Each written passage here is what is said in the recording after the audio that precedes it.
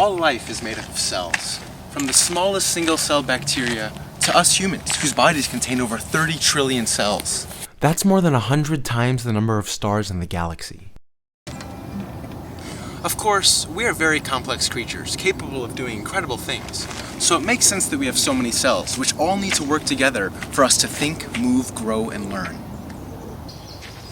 Sometimes, though, our cells misbehave, and their abnormalities can have deadly consequences.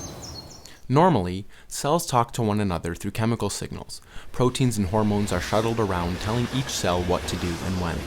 Imagine you are a cell. These proteins are like emails from your boss or teammates. They come in providing you with instructions to perform a task. Then, when you need to communicate, you can also send emails or proteins to other cells telling them to get to work. But cells are super organized. They don't just float around in some watery soup inside your body. Rather, each cell has its own microenvironment where it receives those cellular signals and performs its functions. Cells are held in place with both an inner and outer skeleton.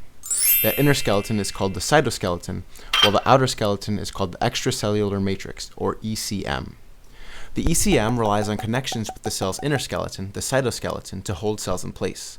Integrins are the special proteins that link the cytoskeleton to the ECM, and they're super important for not only holding the cell in place, but also facilitating cell signaling. But sometimes, because of a mutation in the cell, a protein or family of proteins stops working and there's a signaling breakdown. That breakdown can lead to cancer. Take, for example, the epithelial cells, which line the inside and outside of most tissues, including your liver, pancreas, and lungs. Cancers that originate on your epithelial cells are called carcinomas and account for 80 to 90% of all cancer cases. The microenvironment of these cancerous epithelial cells is very different from normal epithelial cells. Remember those integrins that link the cytoskeleton to the ECM? Well, they also have a lot to do with how well a cell can proliferate and invade other cells.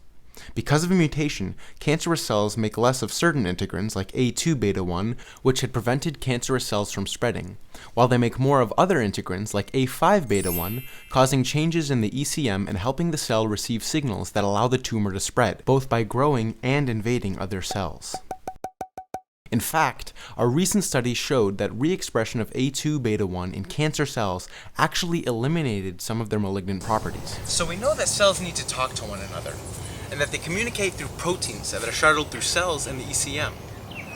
But if there's an interruption in that pathway, especially if that interruption is on an integrin, which links the ECM to the cell, then the cell might not receive its instructions or might receive the wrong instructions, allowing a tumor cell to keep dividing forever.